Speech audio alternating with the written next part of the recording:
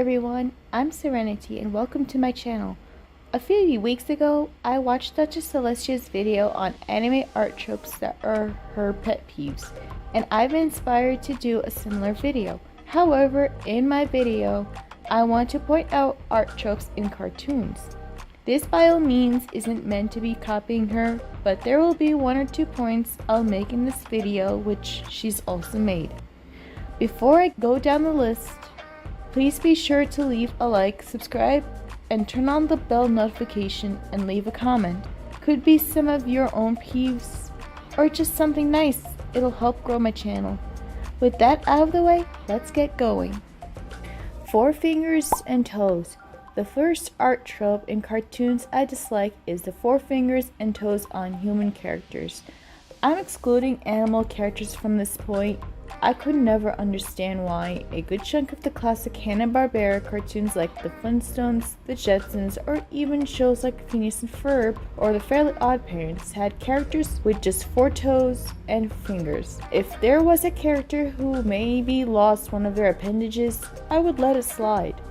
But it made no sense for artists to do this when we all know that we humans typically have 5 appendages. On the side note, while I'm looking at the image of the Flintstones cast of characters, I noticed that Fred and Barney have 3 toes. Velma and Betty's feet may be the same, but they're less detailed, so it's not as obvious. Number 9. Mirror flips. The second art trope that's always bugged me in cartoons is the mirror direction.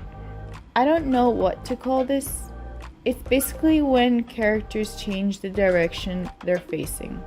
Their whole design looks like it was flipped or mirrored. See how one screenshot, Timmy's 3/4 view is to the right, but in another scene, here he is facing the left. Notice something about his hair? That's what I'm mainly getting at.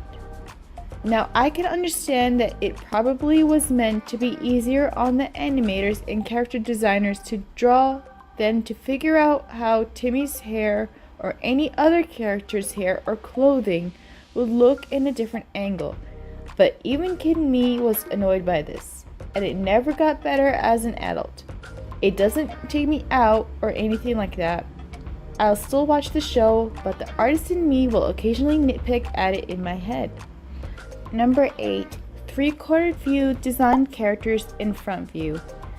I think I remembered Duchess Celestia mentioning this point in her video, or it could have been in another video I've seen or a comment made by someone, but I'm still going to mention it.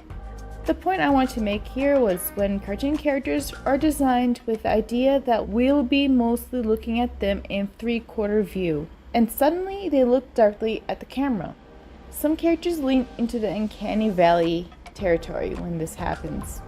Sometimes it works, case in example, Danny Phantom, but even that show did have shots of characters looking directly at the camera that made them look awkward. It really depended on how the characters were designed to begin with. Number 7. Large hands and feet. Small body. This next point is a slightly minor nitpick. I try not to let it bother me all the time, but in certain scenes, it's just kind of weird. It's when characters have slightly larger hands and feet. Not to be confused with the yaoi hands art trope that Duchess Celestia mentioned in her video. However, they're similar in the idea that they're not proportionate, but the reasons for it are different. Cartoons are cartoons, and they'll always be exaggerated. This specifically is a problem when a character wants to, for example, wipe away some tears, put their hand on another person's shoulder, and if that other character happens to have a smaller body, it just looks like a giant hand is grabbing or is smothering a tiny human. It just looks weird, and it kind of takes away from the gentleness of the gesture being done. Sliding right into number 6, disproportionate bodies.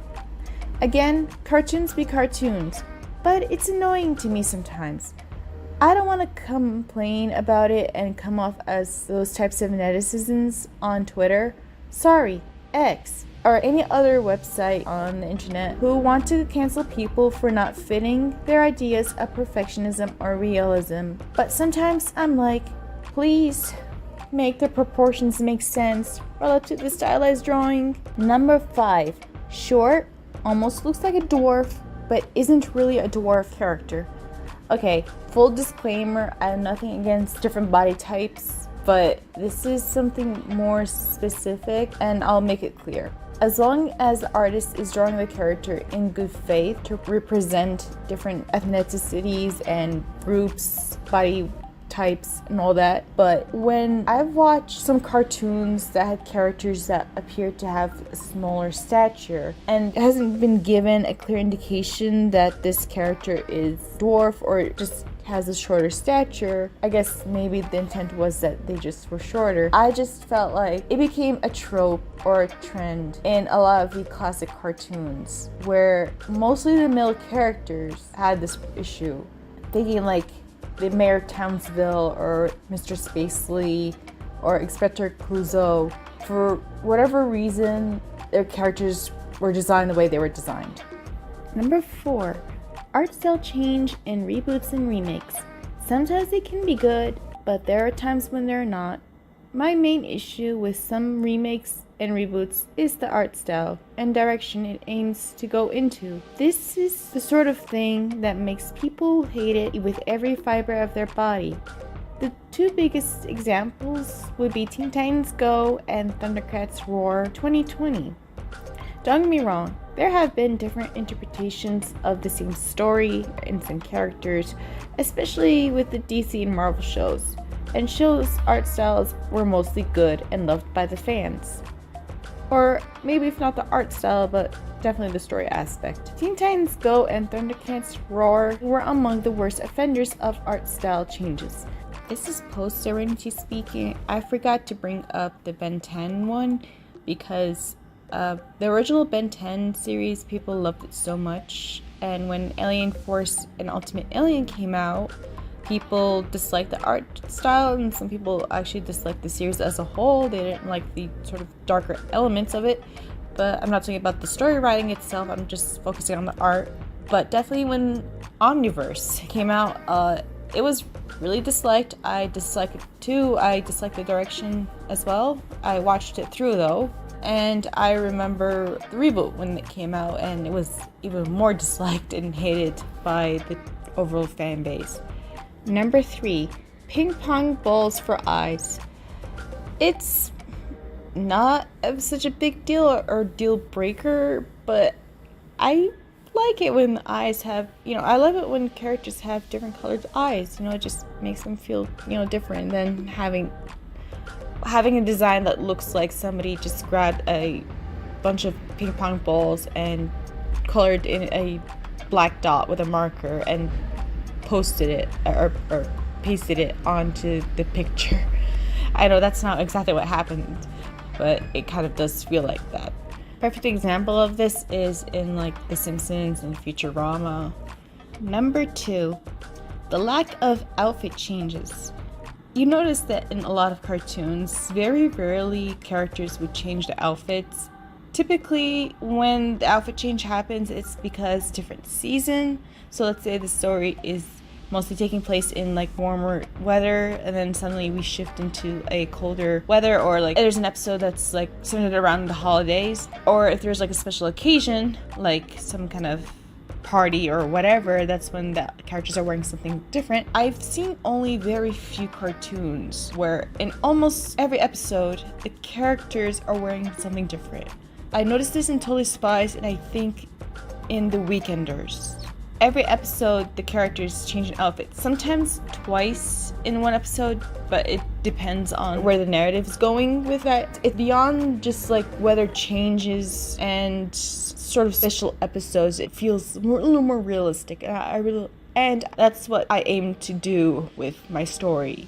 Number 1 pet peeve of mine is the CalArt style. Yeah, I went there.